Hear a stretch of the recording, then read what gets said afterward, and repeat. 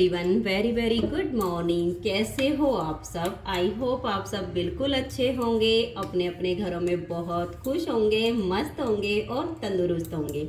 मैं Sushma Kuhad SK blogs में आप सभी का बहुत बहुत स्वागत है। तो फ्रेंड्स, सबसे पहले आप सभी को मेरी राम राम। और अभी सुबह के 10:30 बज गए हैं और मैं बना रही हूँ सुबह का खाना। आज सुबह के खाने में मैंने बनाई है आलू मटर की सब्जी और दही मैंने कल शाम को नहीं जमाई थी, क्योंकि कई दिन से सबकी तबीयत हल्की हल्की सी ख़राब ही चल रही है, गले भी ख़राब हो गए हैं और मुझे तो कम से कम 8 दिन हो गए हैं, बुखार चल ही रहा है। कल मैं बिल्कुल स्वस्थ थी, ऐसा लग रहा था कि चलो अब तो मेरा पीछा छूट जाएगा, बुखार नहीं आएगा।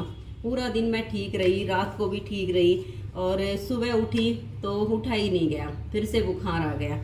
पता नहीं कैसा बुखार चल रहा है, एक बार लगता है कि बिल्कुल ठीक हो गई हूँ, फिर से बुखार आ जाता है।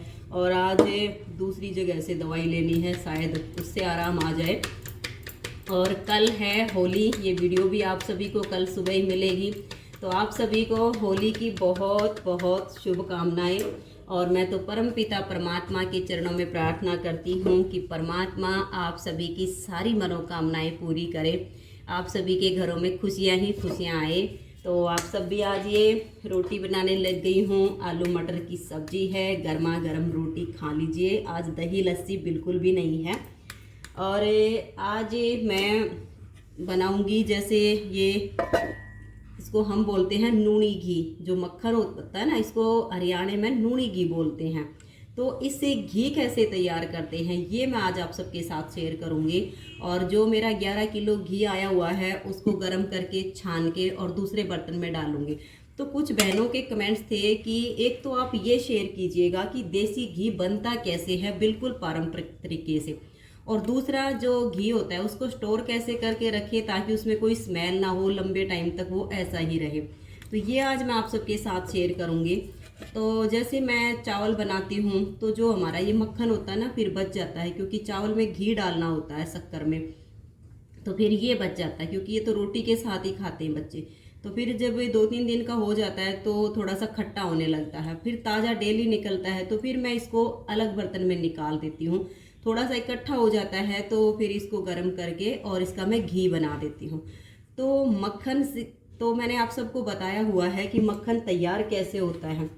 अगर आप सब ने मेरी वो वीडियो अभी तक नहीं देखी हो कि दही कैसे जमाते हैं, बिलोते कैसे, मक्खन कैसे निकालते हैं, तो मैं वीडियो का लिंक इस वीडियो के डिस्क्रिप्शन बॉक्स में दे दूँगी, आप वहाँ से उसको देख लीजिएगा।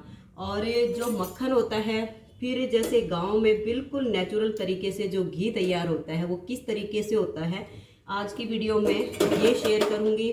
और जो हमारा घी होता है इकट्ठा हो जाता है, फिर उसको लंबे टाइम तक स्टोर करके कैसे रखें कि उसमें कोई स्मेल ना हो, वो मैं आज शेयर करूंगी। तो अभी खाना बना के सबको खिला देती हूँ, देखती हूँ किस टाइम पे करूँगी, क्योंकि अभी एक साथ तो इतना काम होगा नहीं मेरे से।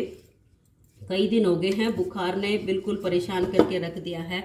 और जैसे बुखार को फीवर कहते हैं, बुखार कहते हैं, लेकिन हरियाणा की जो बोलचाल की भाषा है ना, इसमें बुखार को कहते हैं कि ताप चढ़ गया है, और ताप ने बिल्कुल तोड़ के धर दिया है। ये मतलब हरियाणा की एक नॉर्मल भाषा होती है कि ताप ने तोड़ के धर दिया। तो भाई मेरे को भी ताप ने ना बिल्कुल तोड़ के धर दिया है, हिम्मत छोड़ी नहीं है कि एक सांस में सारा काम मैं कर लूँ खड़े होके। बस ये है कि देखो करना तो होता है, पर जोटे लगा लगा के करती हूँ। थोड़ा सा कर लेती हूँ, फिर थोड़ा सा रेस्ट कर लेती हूँ, फिर कर लेती हूँ, फिर थोड़ा सा रेस्ट कर लेती हूँ। तो अभी एक बार तो सबको खाना बना के खिलाऊंगी, फिर थोड़ा सा रेस्ट करके फिर किचन की साफ़ सफाई का काम करूँगी। तो जैसे ही थोड़ी सी हिम्मत हो जाएगी, फिर इस घी को इसको तो मैं अभी गर्म करने के लिए रख देती हूँ, क्योंकि इसको एक बार गर्म करना पड़ेगा। तो ये मैं आप सबके साथ शेयर कर देती हूँ। एक चूल्हे पर रोटी बनती रहेगी और एक चूल्हे पर धीमी धीमी आंच पे ये घी गर्म हो जाएगा। और फिर इसमें से मतलब कैसे घी को अलग अलग करना पड़ता है ये मैं शेयर कर दूंगी। तो आइए पहले तो खाना खा लीजिए।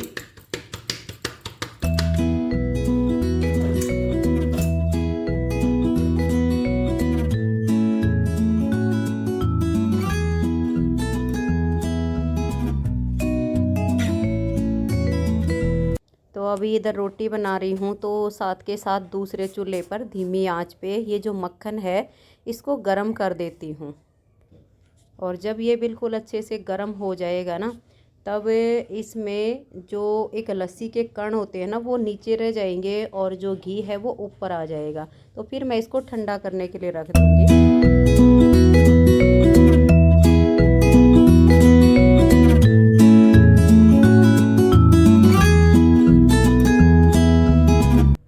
तो फ्रेंड्स, कैसे हो आप सब। अभी शाम के 6 बजने वाले हैं और अभी किचन में आई हूँ। अभी घी को गरम करके और अपने बर्तन में इसको छान देती हूँ। और दोपहर 12 बजे मैंने जो दूसरे डॉक्टर से दवाई ली थी ना वो खाई, और खाने के बाद मुझे इतनी नींद आई, पता नहीं दवाइयों में कुछ नींद थी। 12 बजे मैं लेट गई थी दवाई लेके, और 4 बजे भी बड़ी मुश्किल से आँख खुली, वरना दिन में मुझे कभी इतनी नींद आती नहीं है, लेकिन ये दवाई लेने के बाद तो मेरी आँख ही नहीं खुली। फिर 4 बजे उठी, विशाल के पापा ने चाय बनाई। बस अभी थोड़ा सा हिम्मत करके आई हूँ कि चलो घी का जो काम 8-9 दिन से ऐसे ही रखा हुआ है इसको कर देती हूँ। रोज़ इसे कल पर छोड़ना पड़ रहा है, क्योंकि जब शरीर साथ नहीं देता ना तो कोई भी काम समय पर नहीं होता है। और वैसे भी घर में अगर एक ही औरत हो काम करने वाली और सारे घर की जिम्मेदारी भी उसी पर हो तो सारा काम उलझ जाता है, और मेरा काम भी बस उलझ गया है। ये होता है सुबह का काम दोपहर में होता है, दोपहर का काम शाम को होता है, बस जैसे तैसे करके कर लेती हूँ। लेकिन ये भी है कि अब ये जो समय है ना ये सही है। जब हिम्मत होती है तो काम कर लेती हूँ, नहीं होती है तो चाहे कुछ भी काम पड़ा उसको छोड़ के और लेट जाती हूँ। तो ये भी नहीं होता है कि कोई मुझे ये बोलेगा कि ये काम पड़ा है इसको अभी कर। लेकिन एक समय वो था जब मेरी शादी हुई थी, इस घर में मैं आई थी, अनुज मेरे पेट में था और मुझे बहुत तेज बुखार हो गया था रात को। वैसे कई दिन से बुखार चल रहा था, और मेरी आदत ये है कि अगर मुझे बुखार होता है ना थोड़ा बहुत, तो मैं कभी लेटती नहीं हूँ। बस ज़्यादा ही हो जाता है तो 10-20 मिनट लेट जाऊँगी, फिर उठ के काम लग जाऊँगी। लेकिन उस दिन तो रात को 104 डिग्री बुखार था, पूरी रात तप रही थी। सुबह उठ के जैसे तैसे काम किया, बहुत हिम्मत से किया, लेकिन जो गोबर डाल के आते हैं ना वो काम करने की हिम्मत नहीं बची थी, पूरा शरीर दर्द कर रहा था। मैंने वो काम छोड़ दिया कि जब करूँगी जब मुझे आराम आ जाएगा। लेकिन सुनने को उस दिन मुझे ये मिल गया था कि एक दिन के बुखार में कोई नहीं मरता है। वो समय जब मैं याद करती हूँ ना तो बहुत दुख भी होता है कि ऐसा किसी को नहीं बोलना चाहिए। बीमारी हो ना तो बीमारी को समझना चाहिए, लेकिन आज का समय ऐसा है कि किसी में कोई हिम्मत नहीं होती है कि मुझे आकर ये बोले कि एक दिन के बुखार में कोई मरता नहीं है, ये काम करो उठ के। तो शुक्र करती हूँ परमात्मा का कि भगवान तू अच्छे दिन लेकर आया, तेरा लाख लाख धन्यवाद है। क्योंकि देखिए काम तो उस समय भी मुझे ही करना था और आज के टाइम पर भी मुझे ही करना है, लेकिन जब शरीर साथ देगा तभी तो काम होता है, वैसे थोड़ी ना हो जाता है। लेकिन अब का समय बहुत ही अच्छा है, शुक्र है परमात्मा का। तो उन सभी बहनों से कहना चाहूँगी कि जैसे ससुराल में कुछ को तकलीफ होती है, कोई कुछ बोल देता है, कोई कुछ बोल देता है, तो थोड़ा सा सब्र होना चाहिए, समय के साथ साथ सब कुछ बदल जाएगा। तो चलिए अभी घी को गर्म कर लेते हैं। ये देखिए, ये जो मैंने मक्खन सुबह रोटी बनाते टाइम धीमी आंच पर गर्म किया था ना, ये गर्म होने के बाद दोबारा से जम गया है। और जो लस्सी के कण होते हैं ना मक्खन के अंदर, जब इसको हम गर्म करते हैं तो ये देखिए घी ऊपर जम जाएगा, और जो लस्सी होती है ना, जो हरियाणा की जो बोलचाल की भाषा में आपको बताऊं तो इसको चेड़ू बोलते हैं, तो ये नीचे चला जाएगा, घी ऊपर आ जाएगा। तो अब मैं इसको ऐसे हटा के, और जितने ये लस्सी के कण होते हैं ना इसको मैं ऐसे निकाल दूंगी इसमें से। और अगर घी अच्छा होता है, जिन भैंसों को चारा अच्छा मिलता है तो उनका घी भी बढ़िया होता है, तो उसमें इस तरह से ये लस्सी के कण कम निकलेंगे। और जिन भैंसों को चारा अच्छा नहीं मिलता है उसमें ये ज़्यादा निकलेंगे, घी कम निकलेगा। तो अब मैंने ये लस्सी के कण जो थे इसमें से निकाल दिए हैं, और अब मैं इसको एक बार फिर से धीमी आंच पर गर्म करके, और फिर अपने बर्तन में इसके 3 हिस्से बनेंगे। एक इस पे बोलते हैं हरियाणा की भाषा में कि फुई आएगी, तो जो ऊपर झाग सी बनती है ना वाइट वाइट कलर की, उसको हम अलग हटा देंगे। थोड़ा सा लस्सी का जो कण होता है वो नीचे जमेगा, उसको हम नीचे रखेंगे। बीच में आएगा प्योर घी, उसको हम अलग करेंगे। तो एक बार इसको धीमी आंच पे गर्म कर लेती हूँ, और जो ये घी का ड्राम भरा रखा है धीमी धीमी आंच पे इसको भी गर्म कर लेती हूँ। फिर इसको अपने बर्तन में छान लूँगी।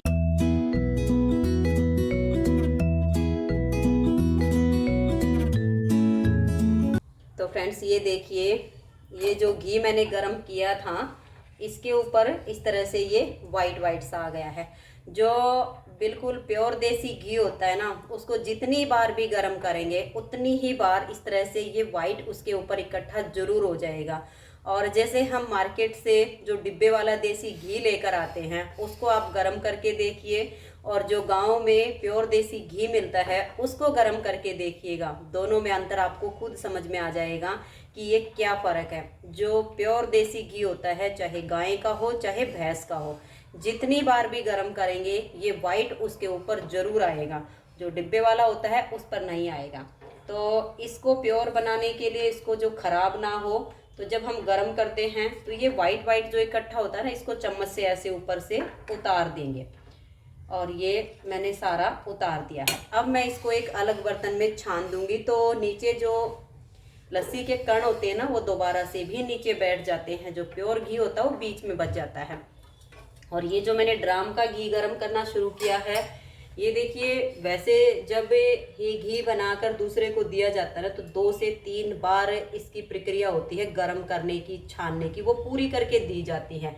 लेकिन फिर भी जो इसे लेकर आता है, जब अपने बर्तन में डालेगा ना इसको, तो ऐसे ही नहीं डालेगा। पहले गरम करना चाहिए, फिर इसके ऊपर जो ये वाइट वाइट आता है ना, इसको उतार के और छान के अपने बर्तन में स्टोर करना चाहिए।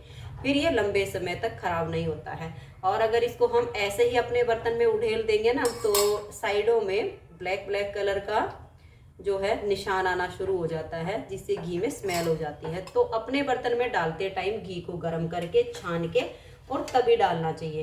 तो ये देखिए, इस पर भी इसी तरह से वाइट वाइट आ रहा है। और अब जैसे घी को मैंने ड्राम ही रख दिया है, तो ये ऊपर का जो है ना गर्म हो गया है, और साथ के साथ मैं इसे अपने ड्राम में छानूंगी। तो अपने ड्राम में अब घी को डालूंगी। 11 किलो घी है, काफ़ी लंबे टाइम तक चलेगा, पूरी गर्मी चलेगा। तो इसके नीचे तले में मैं थोड़े से मेथी के दाने डाल दूंगी, जिससे घी में स्मेल बिल्कुल भी नहीं होगी, बहुत दिनों तक ऐसे ही बना रहेगा।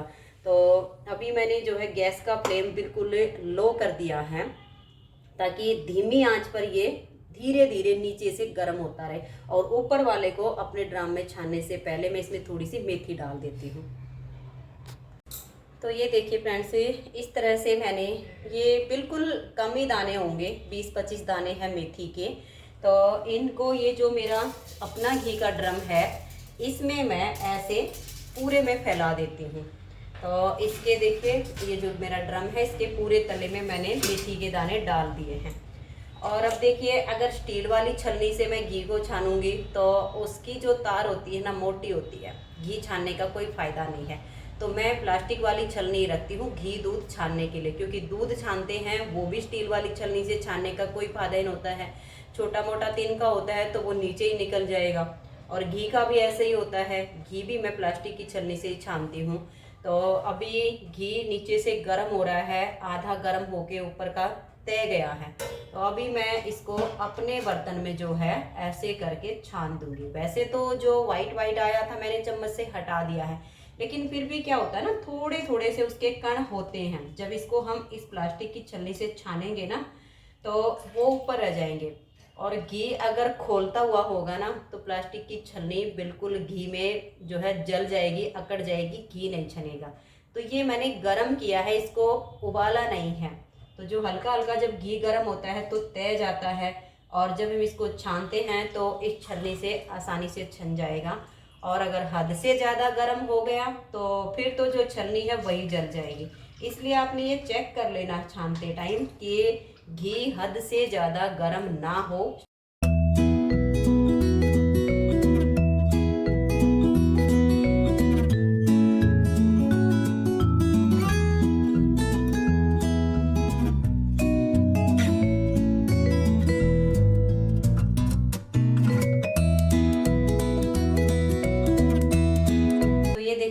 से घी छान के मैंने अपने बर्तन में डाल दिया है और आप इस छलनी में देख सकते हो ये थोड़ा थोड़ा सा जो आपको कचरा दिख रहा है ना, ये जितनी बार भी घी को गर्म करेंगे ना ऐसे ज़रूर निकलता है। तो ये तो हो गया है जो अभी घी मंगवाया था उसको छान के इसका काम। अब ये जो मक्खन मैंने गरम किया था, आप देखो इसको छान के आप सबको दिखाती हूँ। तो छलनी में जो है इसको मैं झाड़ देती हूँ और इसे मैं रख लेती हूँ अपनी इस डोलू के ऊपर। और ये देखिए इसको हम ऐसे निथारते हैं, इसको निथारना बोलते हैं। और जब हम इसको ऐसे छानेंगे ना तो जो लस्सी के कण होते हैं वो नीचे जम जाएंगे और जो हमारा प्योर घी है वो देखिए ऐसे निथर के और ऐसे आ जाएगा। ये सारा घी मैंने इसमें छान लिया है। और जब ये लगे कि नीचे जो लस्सी के कण हैं घी में वो आने लग गए हैं, तब थोड़ा बहुत नीचे इसमें छोड़ देना चाहिए। और क्योंकि नहीं तो फिर वो घी में आते हैं तो घी खट्टा होने लग जाता है। तो इतना सा बच गया है, ये देखिएगा मैं आपको दिखाती हूँ, इस तरह बच जाएगा। थोड़ा सा इसमें घी बचा हुआ है, ठंडा पानी डाल दूंगी तो जो घी है वो ठिरक के ऊपर आ जाएगा, जो बाकी के इसके कण हैं वो नीचे रह जाएंगे। तो घी हो गया है ये तैयार। ये देखिए ये डोलू में घी हो गया है। अभी गर्म है तो ढक्कन नहीं लगाऊंगी, ऐसे रख दूंगी। ये भी अभी गर्म है तो इसको भी मैं ऐसे ढक्कन लगा दूंगी ताकि ये जब ठंडा हो जाएगा तब इसको बंद करूंगी। तो घी हो गया है हमारा तैयार। जो हमारा प्योर देसी घी होती है ना, हम उसको ऐसे ही तैयार करते हैं, वो इसी तरीके से घी बनता है। और ये वाला जो घी होता है ना, इसे ही प्योर देसी घी बोलते हैं। जैसे शहरों में जो लोग रहते हैं दूध लेते हैं, ऊपर से मलाई को उतार लेते हैं और 5 दिन की, 7 दिन की, 8 दिन की जब मलाई इकट्ठी हो जाती है तो उसको किसी बड़े से बर्तन में डाल के और उसको गर्म कर करके और जब जो मलाई का एक हिस्सा होता है वो नीचे जम जाता है, घी होता है वो गर्म होके ऊपर निकल आता है, ऐसे घी बनाते हैं। लेकिन मैं आपको सच बताऊं, जो इस तरीके से घी बनाया जाता है ना कि पहले दूध को गर्म करके दही जमाते हैं, फिर दही को मथ के मक्खन बनाते हैं, फिर मक्खन से घी तैयार करते हैं, ये नेचुरल घी होता है, खाने में बहुत ही अच्छा लगता है। आप कभी खा के देख लीजिएगा। जो मलाई को गर्म करके घी बनाया जाता है, जो इस तरह से मक्खन बना के घी बनाया जाता है, दोनों के स्वाद में दिन और रात का अंतर आएगा। इसीलिए लोगों को आपने अक्सर कहते हुए सुना होगा कि गांव के घी की तो बात ही अलग होती है। तो यही वजह होता है कि गांव में जो घी बनाया जाता है ना, बहुत सारी प्रक्रियाओं से ये घी गुजरता है तब ये बनता है, तभी तो ये सालों साल खराब नहीं होता है। तो अगर आप भी अपने घर में जैसे मलाई बचती है ना, तो उस मलाई को गर्म करने की बजाय 3 दिन की, 4 दिन की जो मलाई इकट्ठी हो जाए उसे थोड़े से दूध के साथ जमा दीजिए। जमाने के बाद उसको बिलोइए, बिलोने के बाद जो मक्खन बनता है उसको गर्म करके ऐसे घी बनाकर उसको खा के देखिए, मज़ा आ जाएगा। तो फ्रेंड्स, अगर आज की वीडियो पसंद आई हो तो वीडियो को लाइक शेयर जरूर कर दीजिए। मिलते हैं एक अच्छी सी वीडियो के साथ, तब तक के लिए आप सभी को मेरा प्यार भरा नमस्कार। वीडियो मिलेगी कल, होली के दिन, होली का दहन है। तो आप सभी को एक बार फिर से होली की बहुत बहुत शुभकामनाएं। और देखती हूँ परमपिता परमात्मा की कैसी इच्छा होती है, मेरा शरीर कल तक ठीक होता है कि नहीं होता है, क्योंकि कल होली है। तो होली के लिए तैयारियां तो बहुत सारी करनी होती हैं, लेकिन अब की बार बीमार चल रही हूँ, कुछ काम ढंग से हो नहीं पा रहा है। जैसी प्रभु की इच्छा, जो हमारे कर्म होते हैं ना वो तो हमें भुगतने ही पड़ते हैं, इसमें ज़्यादा परेशान होने की कोई बात ही नहीं होती है। कर्मों को तो हंस के भोगना चाहिए। तब तक के लिए आप सभी को मेरा प्यार भरा नमस्कार। राधा स्वामी, राधे राधे, जय श्री राधे, बाय बाय।